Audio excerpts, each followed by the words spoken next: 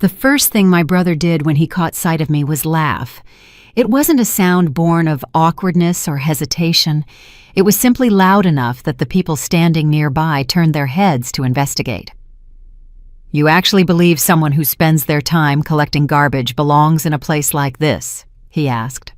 "A single meal in this building costs more than you manage to earn in a month." My cousin leaned toward me, her smile tight and brittle. "This is a 5-star hotel," she remarked. "It isn't meant for people like you." I looked past their shoulders and saw my parents. My mother's expression was fixed into a cold mask. My father turned his gaze away. Neither of them made any effort to acknowledge my presence. I didn't offer a response. I stood there with nothing in my hands, feeling that familiar heavy weight settle deep in my chest, the sensation that always returned whenever I found myself in the company of my family. The feeling of being made smaller, of being reduced to a narrative they had already decided to tell about my life. Then something in the room shifted. The surrounding conversations faltered. Even the ambient background noise seemed to thin out and fade. The chairman of the hotel group walked into the lobby. He scanned the room a single time. Then his gaze landed directly on me. He stopped. My brother's laughter was cut off instantly. A security guard reached up to adjust his earpiece. And as the man whom everyone in that room respected began walking straight toward me, I realized that something my family had kept buried for years was finally about to surface. When he finally spoke, the room didn't just fall quiet. It broke. But before that specific moment arrived, before the chairman's words altered the course of everything I need to explain how I ended up standing in the lobby of a luxury hotel while my own relatives treated me like trash they'd accidentally tracked in on their designer shoes. The silence following my brother's words had stretched for what felt like an eternity. Guests dressed in evening gowns and tailored suits had paused in the middle of their conversations. Some held champagne flutes frozen halfway to their lips. Others made a show of checking their phones while their eyes darted back and forth between my family and me. My brother shifted his weight, still appearing confident, but suddenly aware of the eyes on him. He straightened his tie, a nervous habit he had carried since childhood, and exchanged a quick look with our cousin. She nodded almost imperceptibly, that silent form of communication used by people who had spent years reinforcing each other's cruelty. Our parents remained standing exactly where they had been. They were close enough to hear every word, yet far enough away to claim distance if they needed to. I was well acquainted with this formation. I had grown up inside of it. In our family, there has always been a clearly defined hierarchy. My brother Daniel was the golden child, the one who received the tutors, the networking connections, and the constant stream of encouragement. Every report card he brought home was treated as a celebration. Every minor achievement was held up as proof of his exceptional nature. Our parents invested in him as if he were their entire retirement portfolio, which in many ways he was expected to be. I was viewed as something else entirely. The second child, the daughter they hadn't planned for, the one who never quite managed to fit the narrative they wanted to project about their successful family. Where Daniel was lauded for his ambition, I was criticized for being too quiet. Where he was handed opportunities, I was told to remain realistic about my personal limitations. The math governing our childhood was simple. There was only so much attention, only so much money, and only so much love to go around. Daniel always got it first. I received whatever was left over, which was usually nothing at all. Any problem that happened to arise in our household had a convenient solution: blame the girl. Daniel failing a test. I must have distracted him. Money getting tight. I was the extra expense they hadn't bothered to budget for. Family arguments. I was simply too sensitive, too difficult, too much. By the time I reached 18, I understood my role perfectly. I was the scapegoat, the cautionary tale, the child they pointed to whenever they wanted Daniel to appreciate exactly how good his life was. The final break occurred during my second year of college. I'd been working 2 separate jobs to pay for my own tuition, while Daniel received his allowance in full. I came home for winter break, only to find my childhood bedroom had been converted into a home office. My belongings were packed into garbage bags in the garage. When I asked my mother about the change, she merely shrugged. "Daniel needed the extra space for his home business," she said. "You're barely ever here anyway." I looked toward my father for some kind of support. He simply turned up the volume on the television. That night, I packed those garbage bags into my used Honda and drove back to my campus. I didn't ask if I could stay. I didn't ask for any help. I already knew the answer to both of those questions. The rumor that I'd become a garbage collector began about a year later. I'm not entirely sure who started it, most likely my cousin, who had always been Daniel's most loyal supporter. By then, I had stopped calling home. I'd stopped asking for anything. To them, I had simply vanished into whatever life they assumed someone like me would inevitably end up living. They never bothered to find out what had actually happened to me. Now here I was, standing in the lobby of the Grand Pinnacle Hotel during their exclusive year-end gala. My family had been invited because of Daniel's connections. He'd made a point of networking his way into specific circles over the last decade. This event was the kind of thing he lived for, a chance to be seen, to be admired, and to prove that he belonged among the wealthy and the powerful. They had no idea why I was in the room. Daniel had mentioned the dress code in his mocking comment, and he wasn't wrong that I looked different from the other guests. My dress was simple, dark, and well-fitted, but lacking the designer labels everyone else seemed to be wearing. I didn't have diamonds around my throat or a clutch worth more than most people's monthly rent. What I had was something else entirely. Something none of them knew about. The chairman was still making his way across the lobby. People stepped aside for him instinctively, the kind of deference that is born of real power, not just expensive clothes. I watched my brother's expression change as he tracked the chairman's path. The confidence was still visible, but something else had crept in. Confusion, perhaps, the first faint hint of uncertainty. My cousin noticed it as well. She stopped mid-sentence in whatever explanation she'd been preparing and looked around the room, suddenly aware that everyone was watching our group. Our parents finally moved. My mother took a small step backward, as if she could disappear into the crowd. My father's jaw tightened his tell for when he knew something had gone wrong, but didn't yet understand what it was. I remained exactly where I was. The chairman was close now. He was close enough that I could see his expression clearly. He wasn't smiling, but there was something in his eyes, recognition, maybe, acknowledgement. The security guard who'd been reaching for his earpiece had frozen in place. He was looking at the chairman now, waiting for instructions, clearly confused about what was unfolding. I understood then that this night would not go the way my family had anticipated. For years they had written me out of their story. They had decided who I was and what I deserved to have. They had used their silence and their cruelty to make me small, to convince me that I was exactly what they said I was. But stories can be rewritten. The chairman stopped 3 feet away from me. The entire lobby held its breath, and in that moment, I knew that everything my family had believed about me, everything they had told themselves to justify the way they'd treated me, was about to be revealed for what it truly was: a lie. The chairman opened his mouth to speak, and I felt the weight of years pressing against my chest, not the old weight of shame and worthlessness, but something new, something that felt like the truth finally coming up for air. This night would change everything. Not because I had planned some dramatic confrontation, not because I had rehearsed speeches or prepared a revenge, but because I had simply shown up, and in doing so, I had walked right into the middle of their carefully constructed fiction about who I was. The first crack was already spreading through their story. The rest would follow. The chairman paused mid-step. Someone across the lobby called his name. A quick exchange occurred. A nod. Then he turned away, pulled briefly into another conversation near the entrance. Just like that, the moment loosened its grip on the room. I felt it immediately. My brother did too. His shoulders dropped. The tension drained from his posture, as if someone had silently reassured him that nothing had really changed.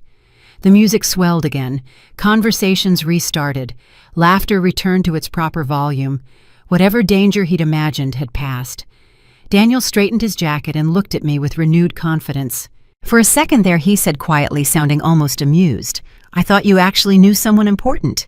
He glanced toward where the chairman now stood, surrounded by executives. "Guess not," he added. "People like him don't stop for people like you." My cousin stepped in smoothly, as if this were her cue. Her voice softened, not in a way that was kinder, just more controlled. "Look," she said, lowering her tone the way people do when they want to sound reasonable. "This is an invite-only event. These tables cost more than most people make in a year. I don't know how you got in, but this isn't really your space." She let her eyes move over me, my dress, my shoes, then flicked them away. "It's just awkward," she continued, "for everyone." Around us, people had started paying attention. Not openly, not obviously, but enough. A woman nearby slowed her conversation. Someone else angled their body slightly away from me. The air shifted, not hostile, just quietly excluding. My mother chose that moment to engage the couple beside her. She laughed at something the woman said, placing a light hand on her arm. Her back turned partially toward me, creating just enough distance to claim plausible deniability. My father stood next to her, silent, his gaze fixed on the room beyond us, as if I weren't there at all. Daniel leaned closer. "You've always had this problem," he said. "You don't know when you're out of place." The words weren't loud. They didn't need to be. My cousin nodded, looking satisfied. "This is a 5-star hotel," she said again, lightly. "They have standards." A server passed with a tray of champagne. Daniel took a glass without breaking eye contact with me, then turned away as if the matter were already settled. I didn't say anything. I didn't explain. I didn't defend myself. That was the part they hadn't planned for. My cousin hesitated, her smile tightening slightly. "Are you listening?" she asked. "We're trying to help you avoid embarrassing yourself." I met her eyes, still silent. The discomfort flickered brief, almost imperceptible, then passed. Daniel shrugged. "Forget it," he said. "She's always been stubborn." He lifted his glass toward someone across the room and walked away, already reclaiming his place among the guests.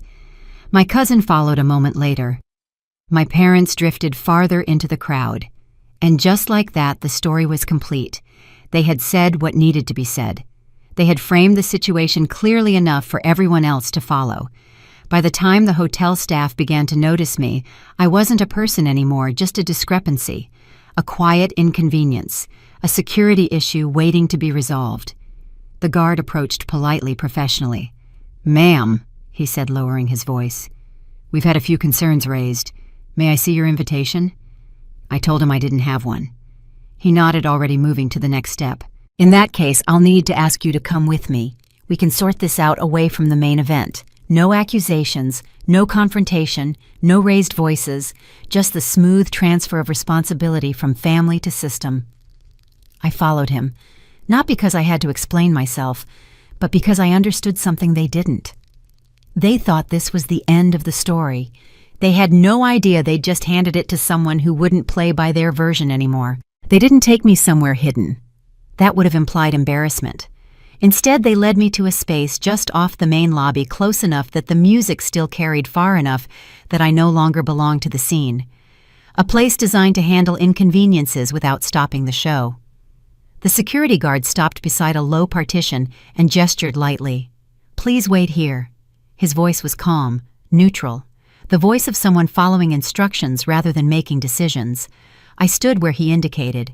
He took a step back, not away just enough to establish distance, observation without engagement. Through the gaps in the partition, the gala continued uninterrupted. Laughter rose and fell, glasses clinked, people leaned in toward one another, their conversations flowing as if nothing had happened at all. Time moved differently there. A few minutes passed before anyone else approached. She came from the direction of the concierge desk, tablet in hand, posture straight. Her blazer carried the hotel's insignia. Her expression was carefully composed, the kind worn by people trained to manage situations without absorbing them. "Good evening," she said. "I'm with event coordination." She didn't ask how I was. She didn't ask what had happened. Her eyes dropped to the screen in her hands. "There seems to be an issue regarding your presence at this event," she continued. "May I have your name?" I gave it. She typed, paused, scrolled. Then she tried again, slower this time. "I'm not seeing your name on our guest list," she said. "Were you invited as a guest of another attendee?" "No." She nodded as if that settled the matter.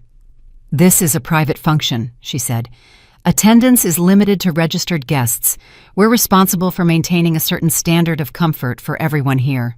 The sentence landed cleanly, efficiently, like a form being completed.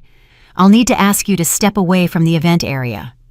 Behind her, the guard shifted his stance, not closer, just enough to make it clear that movement had been anticipated. "There is also the option to wait," she added, glancing at her tablet. "We can conduct further verification, though it may take some time." She didn't say how long. She didn't have to. Through the partition, I could see my brother now. He was laughing with a small group near the entrance, his body turned fully away from where I stood. My parents were seated at a table farther inside, heads inclined toward each other, absorbed in conversation. No one was looking for me. The coordinator followed my gaze briefly, then returned her attention to the screen. To avoid disrupting the event, she said we recommend using the side exit. Avoid disrupting. As if I were interfering, as if my presence were static in an otherwise smooth transmission.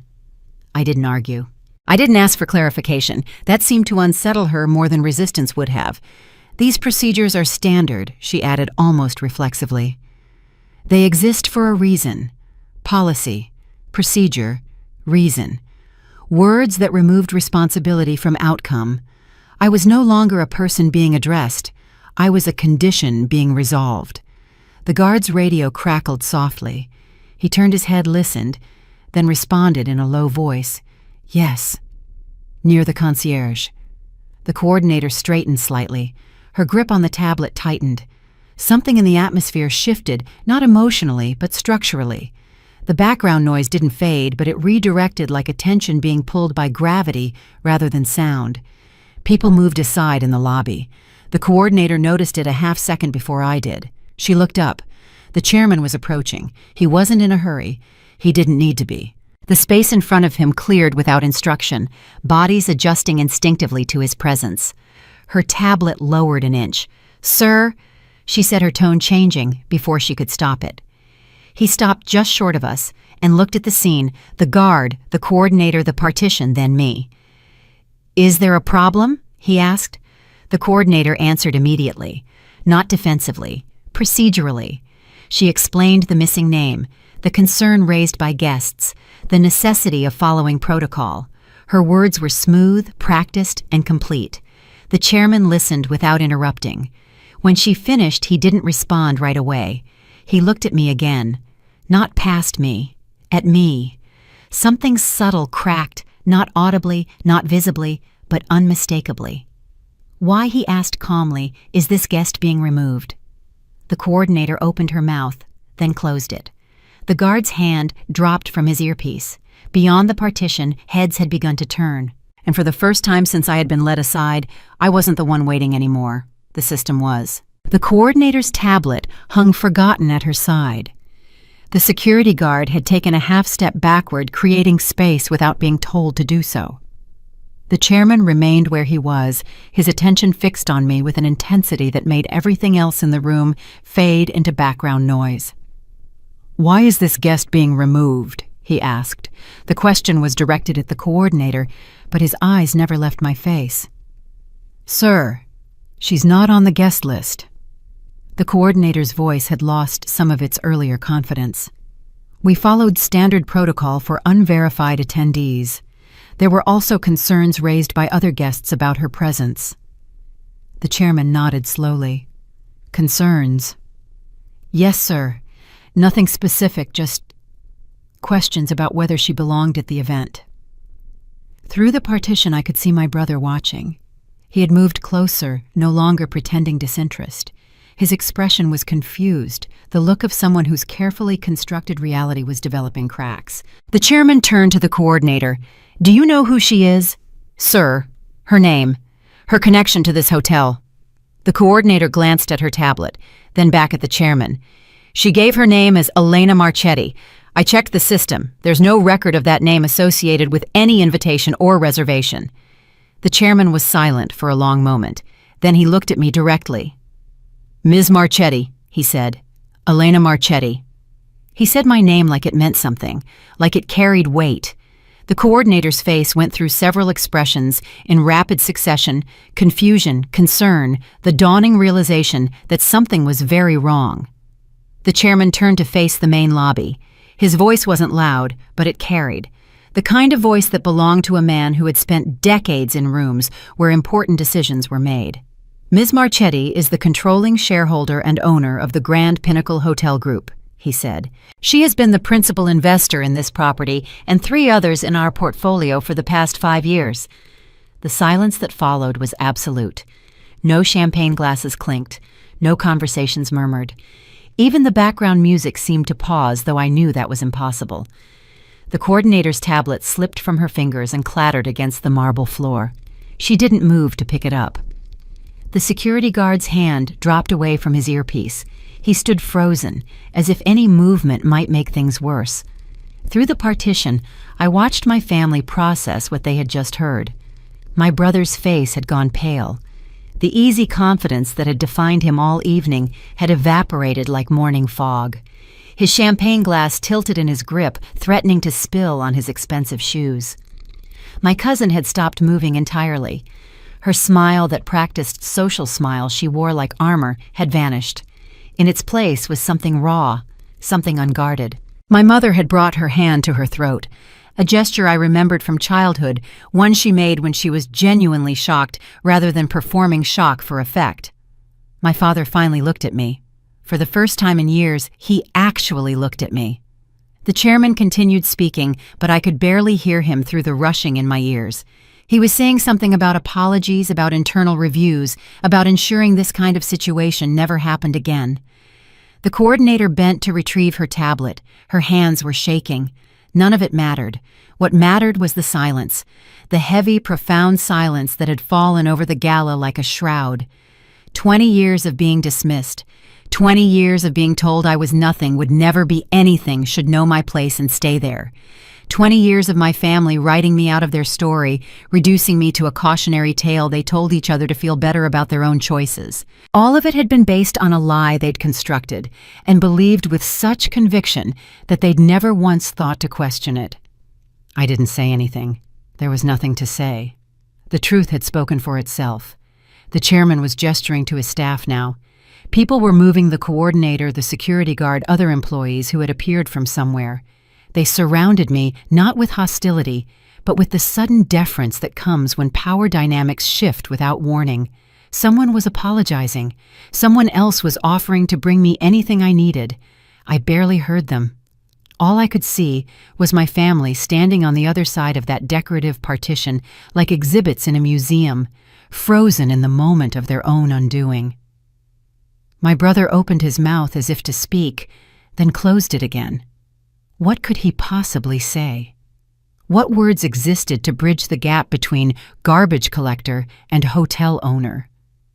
The answer was none. There were no words. There was only this moment stretching out like taffy, while everyone in that lobby recalculated everything they thought they knew. The chairman touched my elbow, a light, respectful gesture. "Ms. Marchetti, if you'd like to relocate to a more private area, we can arrange that immediately." I found my voice somewhere in the chaos of my own thoughts. "No," I said. "I'd like to stay here." He nodded, as if this was exactly what he'd expected. "Of course." The music resumed. Conversations started again, quieter now, more self-conscious. People were still watching, but differently.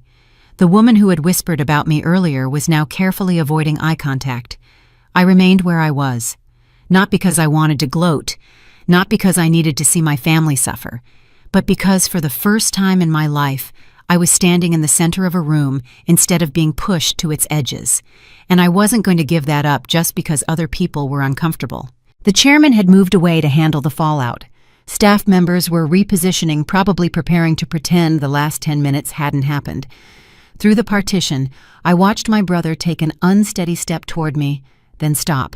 Something in my expression, or perhaps in the new reality we all suddenly inhabited, told him that now was not the time. He stayed where he was. And I realized with a clarity that felt almost physical that I had just received something I never knew I needed.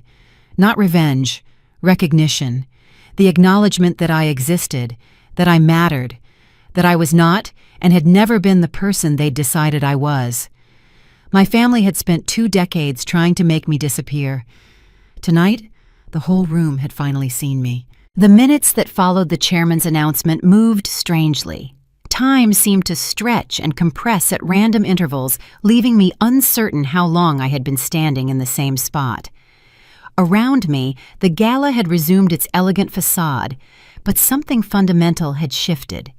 The conversations were more muted now. People moved through the space with a new awareness, as if the floor itself had become unstable and might shift again without warning. I watched the staff reorganize themselves with practiced efficiency. The security guard who had asked to see my invitation had repositioned himself near the main entrance, his back straight, his eyes carefully avoiding my direction. The coordinator who had explained the hotel's policies was nowhere to be seen, called away, perhaps to explain how such a significant oversight had occurred. The partition that had separated me from the main event had been quietly removed. I now stood in full view of everyone, though most people suddenly seemed very interested in their champagne or their companions or anything else that allowed them not to look at me directly. My brother had moved to the far side of the lobby. He was speaking to someone or pretending to speak to someone, but his body language was all wrong. Gone was the expansive confidence, the easy dominance of space. He stood with his shoulders slightly hunched, his gestures smaller, his voice lower. When he laughed at something, his companion said the sound was forced, a performance that had lost its audience. My cousin had attached herself to a group near the hors d'oeuvres table. She was talking quickly, her hands moving in that way they did when she was nervous. The people around her were polite but distant, smiling, without warmth, nodding without engagement. The invisible rankings that governed events like this had been reshuffled, and everyone was still figuring out where they stood. Whoa. I saw one of her acquaintances glance toward me, then back at my cousin. A quick calculation behind the eyes. Then she excused herself from the group and walked away. My cousin was left standing alone with her plate of untouched appetizers. My parents had retreated to a corner near the coat check. They weren't speaking to each other, just standing side by side in that particular silence of long-married couples who have nothing left to say. My mother kept smoothing her dress, adjusting her hair, touching her earrings, small, repetitive movements that betrayed the chaos beneath her composed exterior. My father looked older than I remembered, smaller. His eyes kept moving around the room, never settling, never resting on anyone for more than a moment. I realized with a start that he was looking for allies, searching for someone who might still treat him with the deference he was accustomed to. He didn't find anyone. The chairman had moved through the crowd, speaking briefly to various guests. I noticed the conversations that paused when he approached, the way people leaned in to catch every word. Whatever he was saying, it was spreading through the room like ripples in a pond. A server approached me with a tray of champagne. "Ms. Marchetti," she said. Her voice was different from the voices that had spoken to me earlier, warmer, more attentive. "Can I get you anything?" I took a glass. "Thank you." She smiled a genuine smile, not a service industry performance, and moved away. I stood there with my champagne and watched the gala continue around me. The music played, the lights sparkled, people ate and drank and talked about whatever people at luxury events talk about. But something had fundamentally changed. The laughter was different now, quieter. Be more careful. People weren't sure anymore who they were laughing with and who they might be laughing at. My brother attempted to join a conversation near the main bar. I watched him approach a group of men in expensive suits, the kind of men he'd spent his whole adult life trying to impress. He said something. One of the men nodded. Another checked his watch. Then one by one they found reasons to drift away. Daniel was left standing alone at the bar, his drink untouched, his confidence visibly draining. A woman I didn't recognize approached me. She was older, elegantly dressed, with the kind of careful grooming that suggested both money and attention to detail. "I hope you'll forgive my intrusion," she said. "I'm Helen Fairbanks. I sit on the hotel's advisory board." She extended her hand, and I shook it. I wanted to apologize personally for what happened earlier. I can't imagine how uncomfortable that must have been. "Thank you," I said. She lingered, clearly hoping for more conversation. I didn't give her any. After a moment, she nodded a gesture of acknowledgement rather than farewell and moved away. I understood what was happening. The social machinery of the event was recalibrating. People were figuring out the new landscape, positioning themselves accordingly. Helen Fairbanks wasn't apologizing because she felt genuine remorse. She was apologizing because it was the smart thing to do. That was fine. I hadn't come here looking for sincerity. The chairman approached again.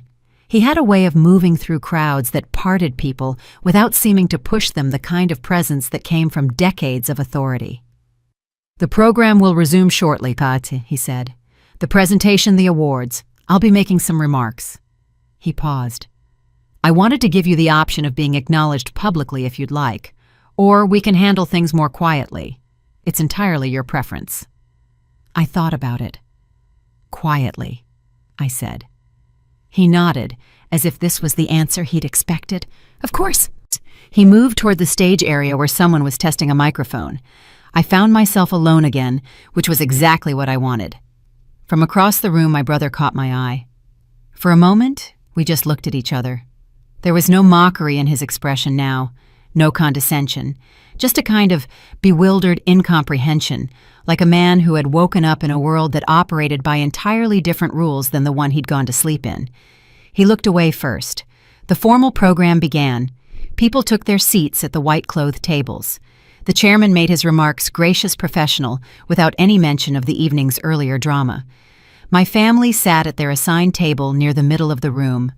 From where I stood, I could see the empty spaces around them, chairs that might have been occupied by people who had suddenly found reasons to relocate. The awards were presented, speeches were made. Everyone clapped at the appropriate moments. But something had changed that couldn't be changed back, and everyone in that room knew it. The gala ended with the usual rituals of farewell. Handshakes and air kisses, promises to call the general drift toward coat checks and waiting cars. The hotel staff moved efficiently through the space, already beginning the work of transformation, clearing glasses, straightening chairs, erasing all evidence that anything remarkable had occurred. I remained where I was, watching the crowd thin. My family did not leave with the others. I saw them lingering near the entrance, engaged in what appeared to be an intense discussion. My mother's hands moved rapidly as she spoke. My father stood with his arms crossed, his jaw tight. Daniel had his phone out, but wasn't looking at it, just holding it, as if the familiar object might provide some kind of anchor. My cousin had disappeared at some point during the program. I hadn't noticed her leaving. The chairman approached me one final time. "Your car is ready whenever you'd like," he said. "Or if you prefer to stay, I can arrange a suite." "Thank you," I said. "I'll leave soon." He nodded and withdrew, understanding that his presence was no longer required. The lobby was nearly empty now. Just hotel staff, a few lingering guests, and my family still clustered near the door like they were waiting for something. They were waiting for me. I finished my champagne, my second of the evening, and set the glass on a nearby table. Then I walked toward them. Daniel saw me first. He straightened, pushing off from the wall he'd been leaning against. His expression was difficult to read, a complicated mixture of emotions he was clearly still struggling to process. My mother stopped talking. My father uncrossed his arms. We stood there in silence for a moment, the four of us, like strangers who had accidentally found themselves at the same bus stop. Daniel spoke first. "Can we talk?" His voice was different. The arrogance was gone, replaced by something that might have been genuine uncertainty. It didn't suit him. He'd never had to be uncertain about anything in his life. "Talk about what?" I asked. He glanced at our parents, then back at me. "This. Everything.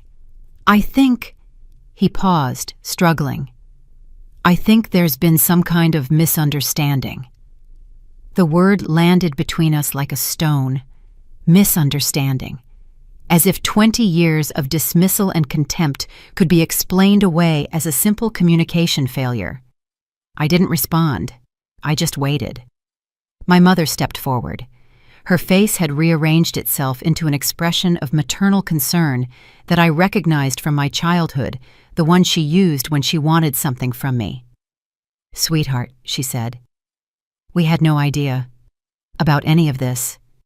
You have to understand, we thought—" She trailed off, unable to finish the sentence. What had they thought? that I was collecting garbage, that I had failed at everything and was living in some kind of poverty-stricken obscurity, that their predictions about my worthlessness had been proven correct. Yes, that was exactly what they had thought. "We're family," my father said. It was the first time he'd spoken directly to me all evening. His voice was gruff, uncomfortable. "Whatever happened before, we can work it out. That's what families do." I looked at him, really looked perhaps for the first time in years. He was older than I remembered, more diminished. The man who had once seemed so powerful, so capable of determining my entire worth with a single dismissive glance, was just a tired man in an expensive suit, standing in a hotel lobby he couldn't afford. "What exactly are you suggesting we work out?" I asked. The question seemed to catch them off guard. They had expected me to be grateful, I realized, to be relieved that they were finally acknowledging me, finally offering to include me in the family again. "Everything," my mother said. "We can go somewhere, sit down, talk properly, clear the air, start fresh." Start fresh. As if the past could be erased with a conversation and a few carefully chosen words. "It's late," I said. "I'm not interested in having a family discussion in a hotel lobby." Daniel's jaw tightened. "Then when tomorrow we can come to you, whatever works." I studied with him. My brother, the golden child, offered to come to me, to accommodate my schedule, my preferences. It was such a reversal of everything I'd known that I almost laughed. "I don't think so," I said. The silence stretched. "What do you mean?" My mother's voice had lost some of its warmth. "We're trying to make things right here." "Are you?" The question hung in the air. No one seemed to know how to answer it. "We didn't know," Daniel said again. "If we had known—" "If you had known what?" I interrupted. "That I wasn't collecting garbage, that I had money, that I owned this hotel." I shook my head. "What difference would that have made?" He opened his mouth, then closed it. That was the answer, of course. If they had known I was successful, they would have treated me differently. Not because they regretted the way they'd treated me, but because wealth and power commanded a different kind of respect, the same respect they were trying to show me now. My father cleared his throat. "This isn't productive. We're all tired. Maybe we should do what?" I asked. "Pretend tonight didn't happen. Go back to the way things were." "No one's saying that," my mother said quickly. "We just want a chance to explain, to apologize." "You want to apologize?" "Yes." "For what exactly?" Another silence, longer this time. They didn't know. They didn't know what they were apologizing for because they had never considered that their behavior required an apology. They had simply been themselves a family that valued success and dismissed failure, that rewarded the favored child and punished the scapegoat. It had all seemed so natural, so obvious, so right. Until tonight. I looked at each of them in turn. My mother with her practiced concern, my father with his gruff discomfort, my brother with his bewildered sense of injustice. "Good night," I said. I walked past them toward the entrance where my car was waiting. Behind me, I heard my mother call my name. I didn't turn around. The night air was cold and clean. A valet appeared with the keys to my car, holding the door open with professional deference. I got in and drove away. In the rearview mirror, I could see my family still standing in the lobby watching me leave. They looked smaller than I remembered, less significant. That was the first time I realized that revenge wasn't about making people suffer. It was about refusing to let them define you anymore. In the days that followed the gala, I returned to my normal life. I had work to do, properties to manage, decisions to make, the ordinary business of running a company that had grown far beyond what I'd imagined when I started it. The hotel incident receded into background noise, a story that would be told at dinner parties, analyzed over coffee, eventually forgotten. But for my family, the aftermath was just beginning. I heard about it secondhand through the network of acquaintances and business contacts that overlapped with their social circle. The hotel world was surprisingly small, and gossip traveled through it like wildfire. The first signs appeared within a week of the gala. Daniel had been positioning himself for a partnership at his firm for the past 2 years. He had done everything right, brought in clients, worked the long hours, cultivated relationships with the senior partners. The announcement was supposed to come in January. The announcement didn't come. Someone told me he had been asked to step back from a major account. Another person mentioned that his mentor at the firm had suddenly become unavailable for their usual lunches, small things individually. Together they formed a pattern. I didn't ask for details. I didn't need to. What happened at the gala hadn't stayed at the gala. The story of the man who had mocked his own sister, called her garbage, tried to have her removed from her own hotel, had spread through exactly the kind of circles Daniel had spent his career trying to penetrate. The wealthy and powerful didn't like embarrassment. They especially didn't like being associated with people who caused embarrassment. Daniel had become a liability. My cousin fared no better. She had built her social position on being connected to the right people, invited to the right events, seen in the right photographs. That kind of position was fragile, dependent on the continued goodwill of those above her in the hierarchy. The goodwill evaporated. She wasn't explicitly excluded from anything. No one sent her a message saying she was no longer welcome. But the invitations stopped arriving. The group chats went quiet. The women she had lunch with every Thursday suddenly had scheduling conflicts that stretched into infinity. Social death by 1,000 small cuts. My parents experienced something subtler but perhaps more painful. They had spent decades building a reputation in their community, respected members of their church, regular attendees at neighborhood functions, the kind of people who served on committees and organized charity events. Now when they walked into a room, the conversations seemed to pause. People were polite, but there was a new distance in their interactions, a cautiousness that hadn't been there before. Someone must have talked, maybe several people. The story had made its way through the networks that connected hotel guests to church members to neighborhood committees, transformed and embellished along the way. The details varied depending on who was telling the story, but the core remained the same, the family that had treated their own daughter like garbage, only to discover she was more successful than all of them combined. It was a story that people enjoyed telling. It had everything: drama, irony, comeuppance. The kind of moral clarity that real life rarely provided. My family had become characters in someone else's narrative. I didn't participate in any of this. I didn't call anyone to share my side of the story. I didn't post anything online or grant any interviews. I simply continued with my life, making decisions about my business, meeting with my staff, doing the work that had built everything I had. The silence was its own kind of power. Every day that I didn't defend myself, didn't explain myself, didn't engage with the drama swirling around my family, the story grew stronger. My absence became proof of my dignity. My refusal to participate became evidence of my character. Meanwhile, my family scrambled to control a narrative that had already escaped them. Daniel tried to reframe what had happened at the gala. It was a misunderstanding, he told people. Family tensions, nothing serious. He and his sister had already reconciled. Everything was fine. But everything was not fine, and everyone knew it. My cousin attempted a different approach, leaning into the drama, positioning herself as the wronged party somehow. She dropped hints about childhood rivalries, about jealousy and resentment, about the damage that success could do to family relationships. It didn't work. People saw through the performance. My parents retreated into a silence of their own. They stopped attending the social functions they had once dominated. They stopped volunteering for committees. They stopped answering questions about their daughter with vague deflections and started simply not answering at all. I heard that my mother had been crying, that my father had developed trouble sleeping, that the tension in their house had become unbearable with Daniel and my cousin coming and going at all hours, arguments erupting over what to do, how to fix things, who was to blame. I felt something when I heard these things, but it wasn't satisfying.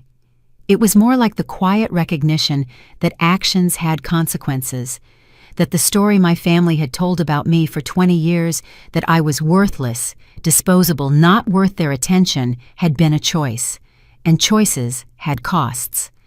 They were paying those costs now. I didn't feel victorious. I didn't feel vindicated. I just felt tired. The weeks stretched into 2 weeks, then 3.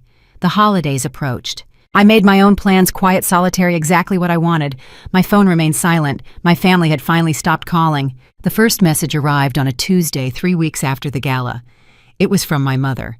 Short, carefully worded, the kind of message that had clearly been drafted and redrafted multiple times. I miss you. Can we please talk?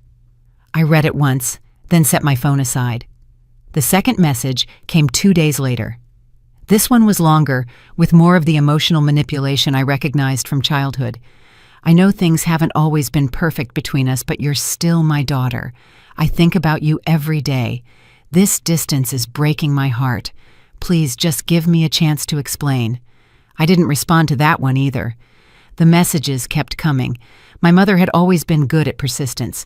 She referenced her health, vague mentions of doctor's appointments, of not sleeping well, of the stress taking its toll. She talked about family, about the importance of forgiveness, about how much time had already been wasted. Not once did she acknowledge what had actually happened. Not once did she mention the years of dismissal, the cruel remarks, the systematic campaign to make me feel worthless.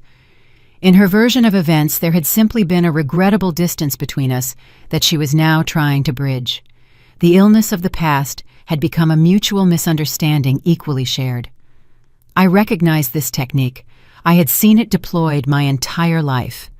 Whenever my mother caused harm, she rewrote the narrative to position herself as the victim. The injury became something that had happened to both parties equally, or sometimes somehow to her more than anyone else. After a week of unanswered messages, Daniel tried a different approach. He called. I let it go to voicemail. His message was brief, businesslike. He wanted to meet, he said. Not to rehash the past, but to discuss the future. There were things that needed to be resolved, practical matters. He was sure we could find a way forward that worked for everyone. I understood what he was really saying. The social fallout from the gala had reached a point where he needed something from me. A public reconciliation, perhaps. A photo of the family together, happy and unified. Something to counter the story that had been spreading through his professional circles. He wasn't apologizing. He was negotiating. I didn't return his call. My father's contribution came a few days later, relayed through my mother. He wanted her to know that he was sorry, that he had been thinking a lot about the past, that he hoped we could move forward. It was notable that he hadn't said any of this directly. He had sent his apology through an intermediary, keeping himself at a safe remove from actual accountability. Some things never changed. Then came the intervention. I don't know who organized it, probably my mother with support from my cousin and various family friends. The basic strategy was to approach me through third parties, people who might have some influence, some connection that could be leveraged.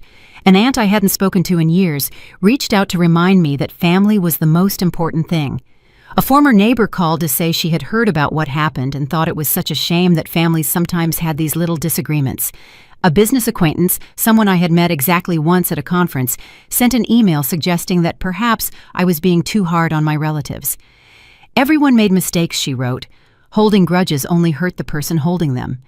I marveled at the coordination of it all. My family had mobilized an entire network of people to deliver the same basic message. I was being unreasonable. I was letting the past control me. I was the one causing the rift by refusing to forgive and forget. It was exactly the kind of campaign they would have run. Turn the victim into the perpetrator. Make my boundaries look like aggression.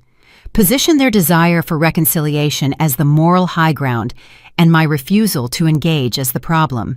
I didn't respond to any of it. The messages slowed, then stopped. A different kind of communication began. My mother's texts became shorter, more plaintive.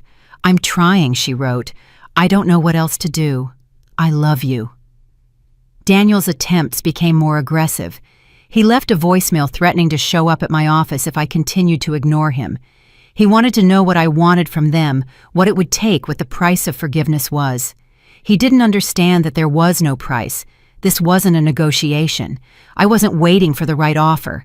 I had simply decided that I didn't want them in my life anymore. That decision had been forming for years, long before the gala. The events of that evening had just crystallized it, given it a shape and a weight that couldn't be ignored. For 20 years, my family had chosen to see me as worthless. They had constructed an entire narrative around my inadequacy and failure, and they had clung to that narrative even when presented with evidence to the contrary. They had laughed at me in a crowded lobby, tried to have me removed from my own hotel, and then acted surprised when I didn't immediately welcome them back into my life. That wasn't something that could be fixed with an apology. It wasn't something that could be fixed at all. The last communication from my family came a month after the gala. It was an email from my brother copied to our parents. He wrote that they had given me space. They had respected my need for time. But they were my family, and that had to mean something. He demanded a response, yes or no, in or out. They needed to know where they stood. I read the email twice. Then I typed a single word, no, and I moved on. The consequences when they came were precise. I learned about them the way I had learned about everything else through the quiet network of professional contacts that connected my world to my family's. Not gossip exactly, just information. The kind of information that people shared when they thought it might be relevant. Daniel lost the partnership. The announcement came in late January, exactly when he had expected to be celebrated. Instead, he received a meeting with the senior partners, a closed-door conversation that lasted 45 minutes and ended his trajectory at the firm. They didn't fire him. That would have been too direct, too actionable. Instead, they restructured his role, reassigned his clients, and reduced his visibility. They made it clear in the way that corporations make things clear that his future with the firm had reached its ceiling. He resigned 2 weeks later. I heard he was looking for new positions, reaching out to contacts, trying to leverage relationships he had built over a decade of careful networking. But the networking world had a long memory. The story of the gala had become attached to his name like a shadow. Potential employers who researched him found the association unavoidable. Some doors once closed did not reopen. My cousin's social collapse accelerated. She had built her identity on being invited, being included, being seen at the right events with the right people. When those invitations stopped, she had nothing to fall back on. I heard she had tried to organize her own events, small gatherings, intimate dinners, the kind of things that might rebuild her social capital slowly. But the people she invited had excuses. Scheduling conflicts, prior commitments, the polite evasions that communicated without saying directly that she was no longer worth the time. She moved away eventually. Somewhere in Arizona, I think. A fresh start in a place where no one knew the story. My parents' decline was slower but more complete. They had spent 30 years building a life in their community, a house they were proud of, a church where they were known, a network of neighbors and friends who saw them as successful, respectable, admirable. All of it rested on reputation. And reputation, once damaged, was nearly impossible to repair. The church friends stopped calling. The neighbors became polite but distant. The invitations to community events dried up. My parents found themselves increasingly isolated in the house they had once shown off to everyone who would look. I heard my father had tried to reconnect with old colleagues, people from his working years, who might not have heard the story. But everyone had heard the story. In the age of social media and instant communication, there was no escape from the narrative that had attached itself to their name. The parents who had thrown away their daughter. The family that had mocked her in public, the people who had chosen cruelty and been rewarded with consequences. It was the kind of story that stuck. I didn't orchestrate any of this. I didn't make phone calls or send emails or pull strings behind the scenes. I simply lived my life, ran my business, and let the consequences unfold on their own. That was perhaps the most remarkable thing. I had done nothing to my family. I had simply stopped protecting them from themselves. For years, my absence from their lives had shielded them from scrutiny. No one had asked difficult questions about their missing daughter because I wasn't around to prompt those questions. They had been free to tell whatever story they wanted, and the story they told made them look good. Now I was visible. Now people know the truth. And the truth was harder to spin than fiction. My mother tried one more time to reach me. She showed up at my office building, waited in the lobby for 3 hours, and was eventually escorted out by security.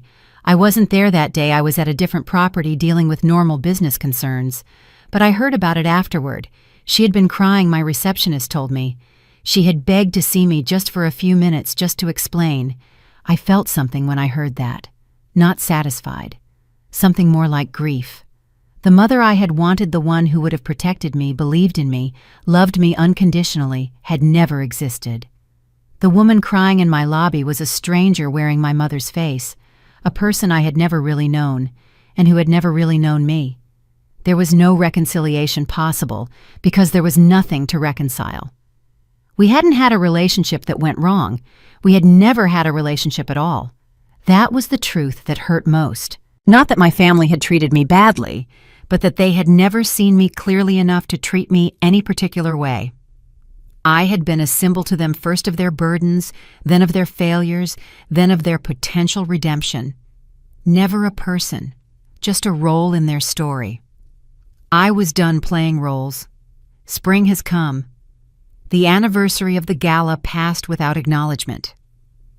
Life continued.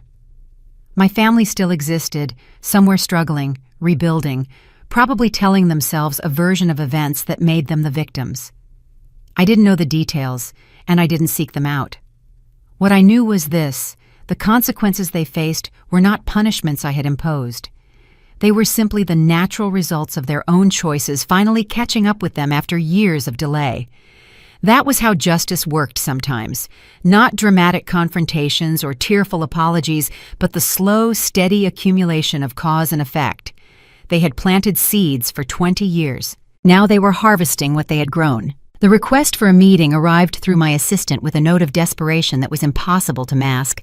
Daniel promised it would be brief, essential, and mutually beneficial. I didn't reply immediately.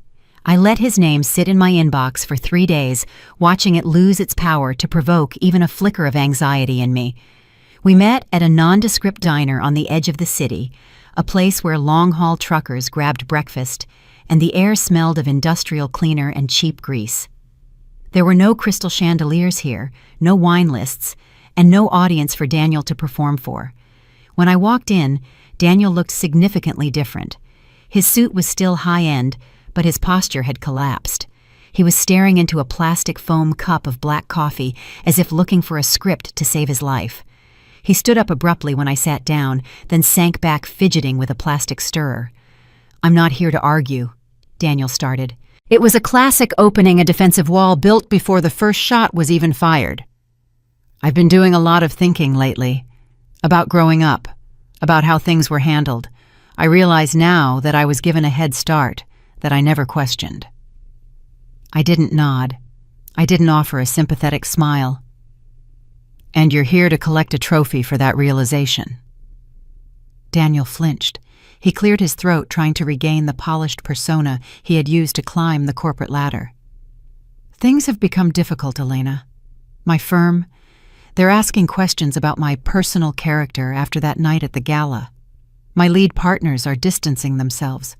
And our parents, they can't even go to the grocery store without feeling the weight of the neighbors' stares." He leaned forward, lowering his voice into a conspiratorial whisper. "If we could just be seen together. A charity photo op or even just a public lunch at a high-profile spot. We could frame the gala incident as a family misunderstanding, a private joke that went too far. It would clear the air for everyone." "A joke," I repeated. "You think trying to have me escorted out of a building I own is a punchline?" At that moment, our parents entered the diner. They looked diminished, stripped of the unearned authority they used to carry. My mother reached out to touch my arm, but I subtly shifted my chair, maintaining a distance that was quiet but absolute. My father stood behind her, his eyes darting around the gritty interior of the diner with obvious distaste. "We just want to understand why you're being so cold," my mother said, her voice trembling in that practiced way that used to make me feel guilty. "The family reputation is in tatters. People who used to invite us to every board meeting now look the other way." "The public isn't judging me," I said calmly. "They are judging the truth of how you treated me. You aren't worried about the rift. You're worried about the optics." My father spoke up, his voice gravelly and strained. "Is a simple public appearance too much to ask? We are family, Elena. Blood is thicker than water." "Blood doesn't mean much when you used it to write me out of your life for 20 years, I replied, placing my own coffee money on the table. I didn't want them to pay for so much as a drop of water for me. Daniel's hand tightened around his foam cup until it buckled. "You're being incredibly selfish. You'd let my career and our parents' dignity go up in flames just to nurse a grudge. I looked him directly in the eye. I'm not burning anything down, Daniel. I'm simply refusing to provide the water to put out a fire you started yourselves. You don't want a relationship, you want a PR campaign, and I'm not for sale. I stood up and walked toward the door. I didn't look back to see if they were following. Behind me, there was only the silence of three people realizing that the one person they had spent a lifetime diminishing was finally irrevocably out of their reach. A month passed after the diner meeting. Then two. The digital noise from my family, the frantic texts from Daniel, and the manipulative emails from my cousin gradually faded into a flat, heavy silence. It wasn't the aggressive silence they used to punish me with when I was a child. This was the silence of people who had run out of cards to play. I threw myself into the expansion of the Marchetti Group. We were eyeing a new property in Seattle, and the due diligence required my full attention. My days were filled with architectural blueprints, revenue projections, and meetings with city officials. In this world, the rules were clear. You were judged by your results, not by a narrative created by people who didn't understand your worth. One evening while staying in the penthouse of the Grand Pinnacle, the landline in my suite rang. It was late past 11:00 p.m. I looked at the caller ID. It was a local hospital in our hometown. I picked it up. It wasn't about an accident or a tragedy. It was my mother. She had been admitted for a stress-related episode. The nurse on the other end was professional but curious, likely wondering why the primary contact on the emergency form sounded so distant. "She's asking for you," the nurse whispered. "She's been calling your name since she was admitted." I thanked the nurse and hung up. I didn't rush to the airport. I didn't feel a surge of panic. Instead, I felt a quiet clinical observation of the situation.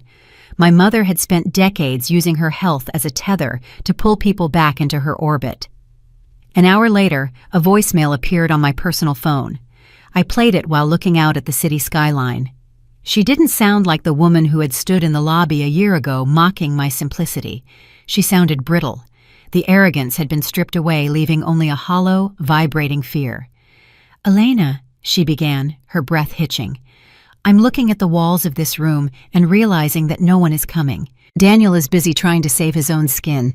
Your father he's just gone quiet. I keep thinking about the day you left for college. I remember seeing you pack those trash bags into your car, and I remember feeling glad because the house would be quieter. I was wrong. The silence has been deafening ever since." She paused, a long, ragged sound of someone finally facing their own reflection. "I'm sorry. Not for the reputation, not for the gala. I'm sorry because I had a daughter who built a kingdom, and I was too small-minded to even see her standing in front of me. Please, just answer once." I listened to the message twice. The old Elena, the girl who lived in the garage, wanted to pick up the phone. She wanted to hear the word love, even if it was a lie. But the woman I was now knew better. Love isn't a feeling you have when you're cornered in a hospital bed. It's the series of choices you make when you have all the power. For 20 years, her choice had been to diminish me. I hit the delete button. I didn't do it out of malice. I did it because the connection had been severed so long ago that there was nothing left to repair. You cannot fix a bridge that was never built. The next morning, I called my assistant.